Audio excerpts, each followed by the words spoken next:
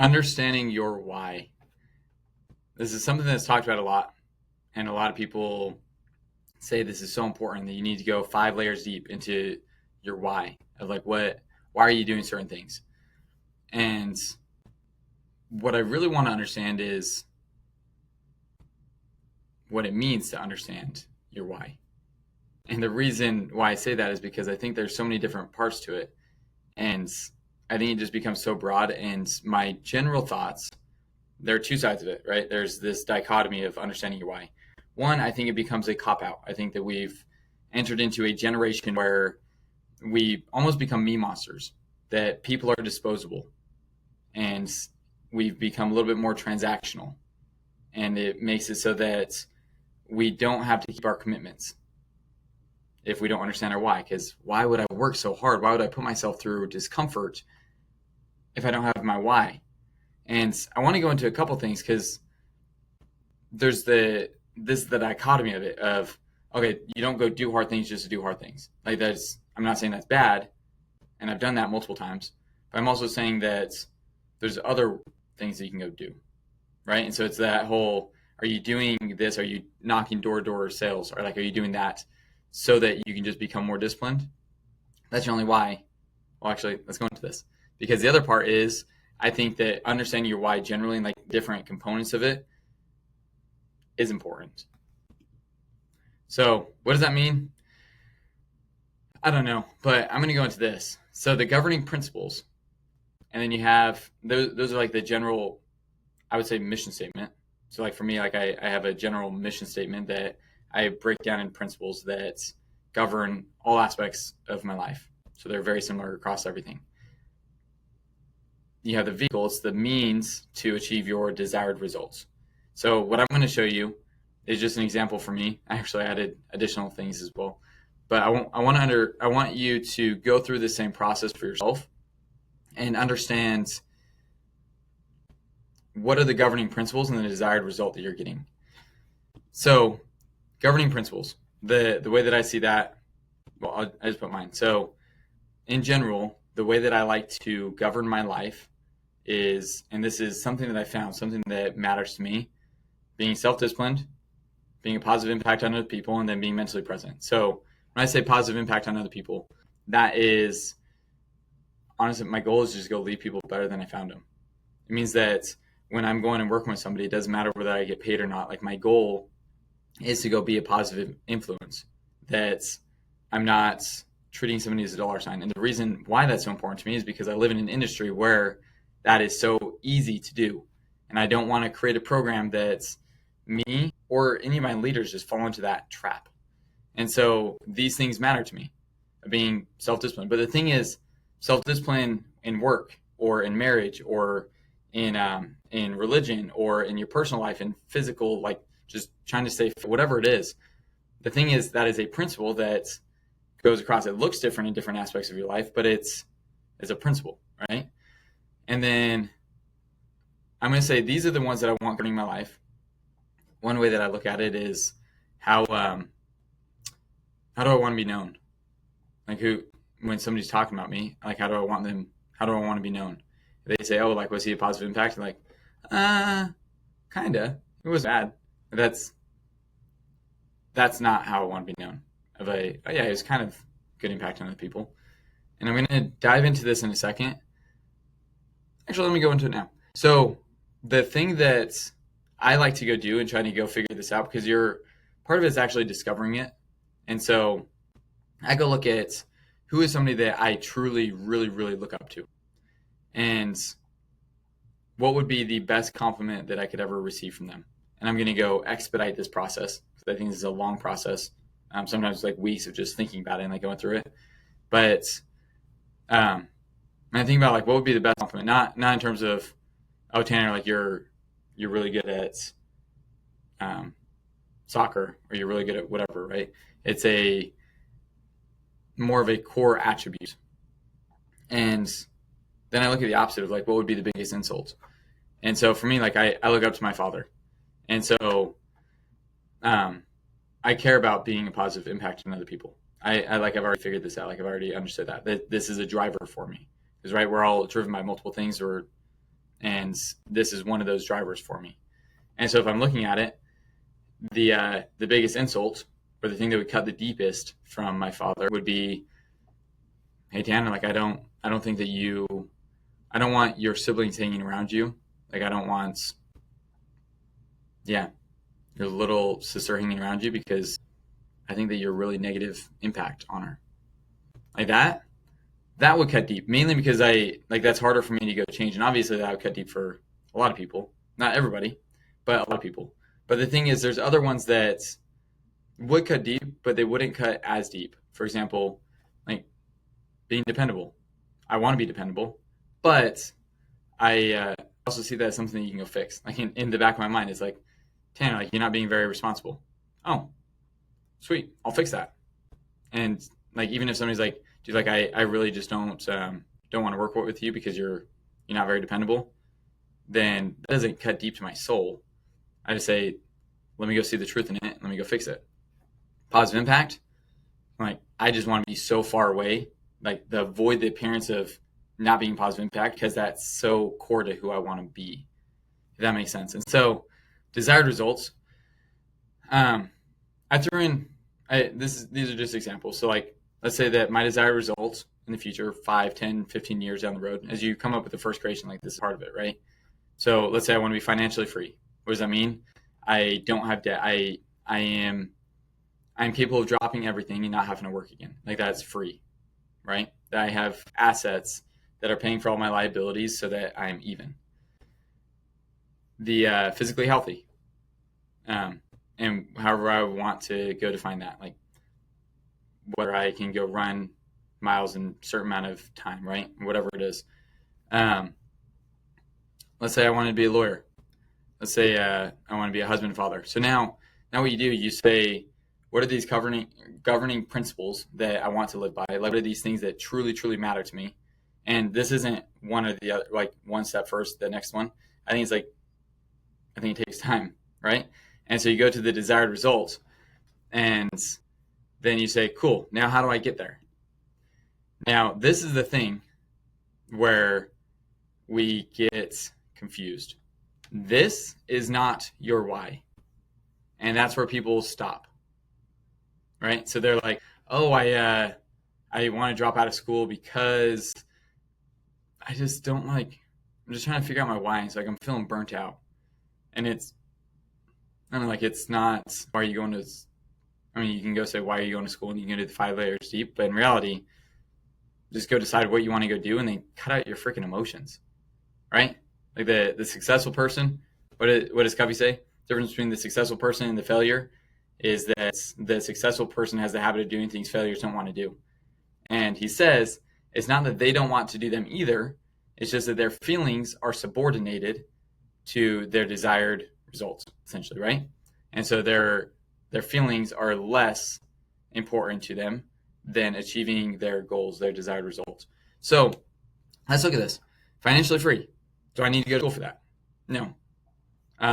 So if I'm looking at a vehicle, I can go do Moxie. You can go do sales, right? You can go do something like that allows you to become financially free.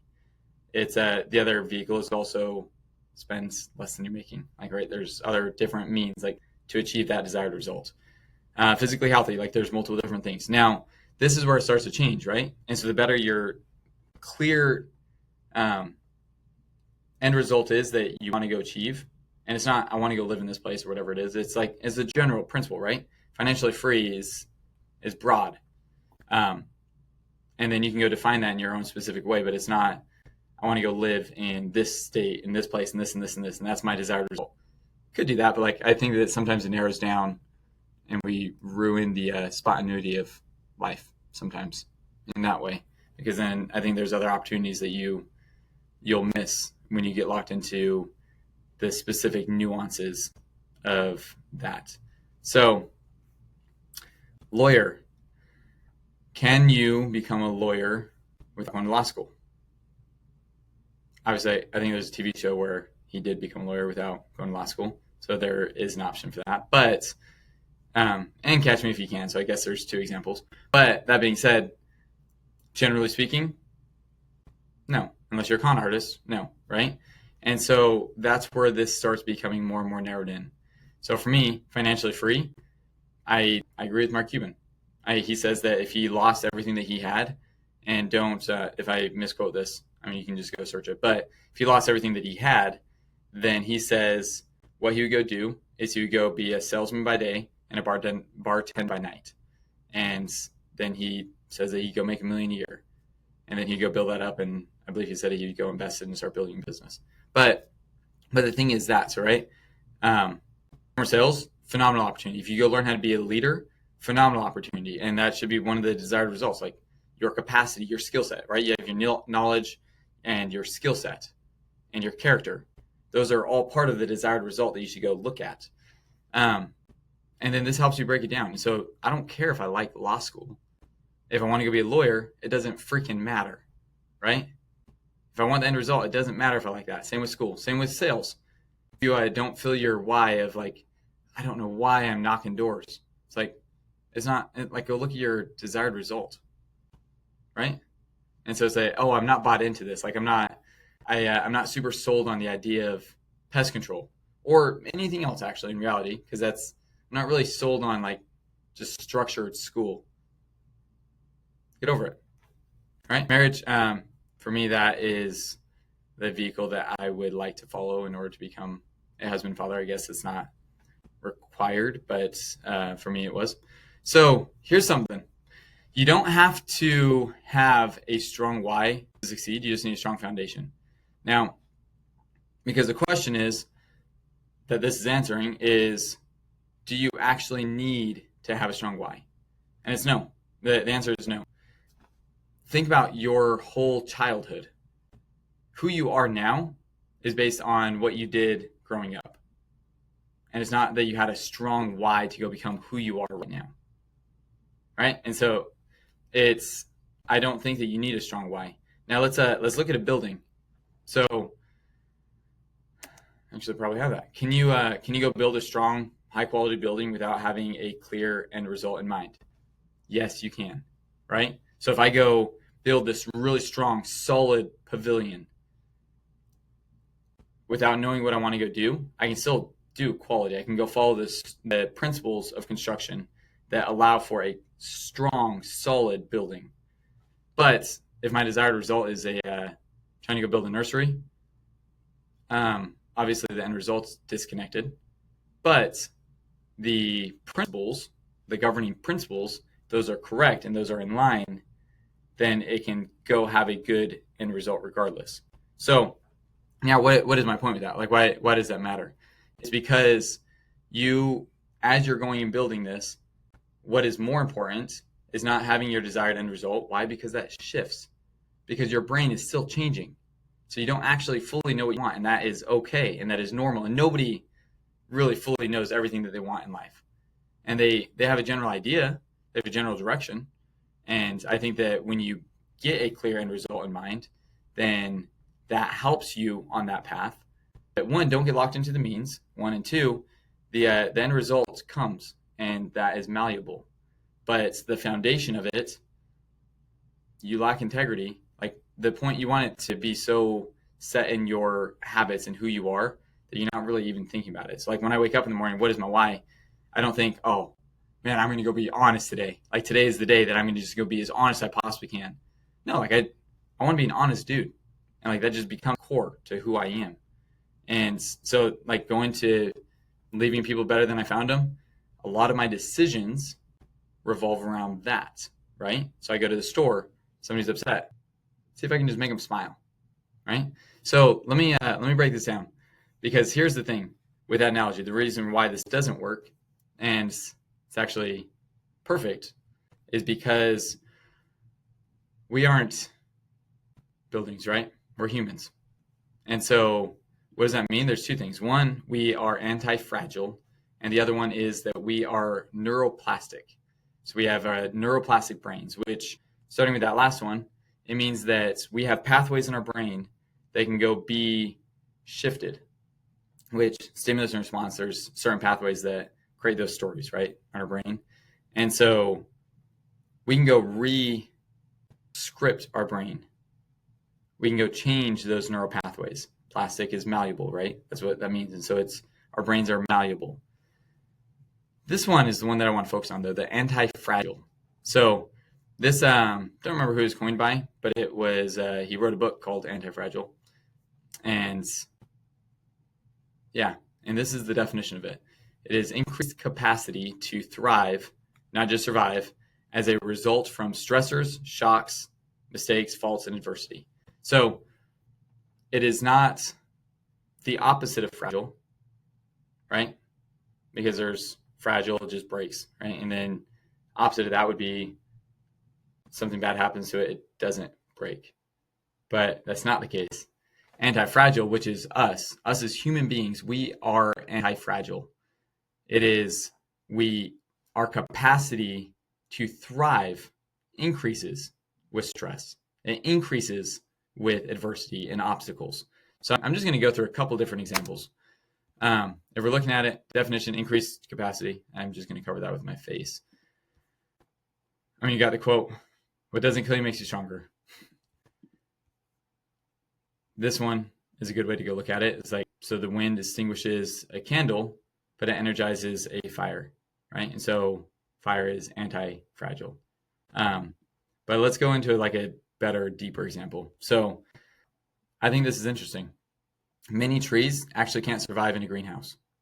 And what they do so that a tree can go survive is they fix the problem of why it can't survive. So why can it not survive? Is because it needs wind. It needs the adversity. So otherwise the roots won't dig deep enough.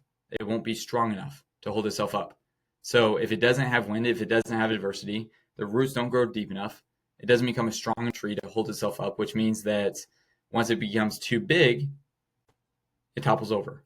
So what do in places where they have to have a greenhouse? They create wind tunnels. And it's the similar thing is in life. It's the tree with wind, the tree with everything becomes stronger and stronger and stronger. And it's the same with us. Like we need adversity. And so looking at that, I want you to go think about just the adversities and the challenges and everything that you go through. And I want you to go change your paradigm, because what you're going through helps build who you are. So if you're looking at what is your why, it is, don't have your end result, your why, whatever. And I guess going back to the problem of it is I don't think that's a clear enough question, right? And so if you're looking at the general principles, go understand those. Don't make that your desired result, but go have a clear vision of your desired result. But the thing is, it's based on your character, it's based on your skill set, and it's based on your knowledge that you go acquire. And when that is your end result that you're trying to go achieve, then things start falling into place. And I think that gives you a lot more drive for it. And when you're going through it, sometimes we hit that point of what is my why, and we forget that we don't need a solid why of the vehicle as much, if that makes sense. We are anti-fragile. We have the capacity to go grow with stress. And if there's anything there, if anything that I just went over made sense, then it's that you have the capacity to go grow with stressors. When you understand your governing principles of whether it's keeping commitments, like that is a governing principle, that you are reliable, you're dependable, and you understand the general end results that you're wanting to go achieve, then don't let your emotions get in the way. Just go make things happen. Go succeed.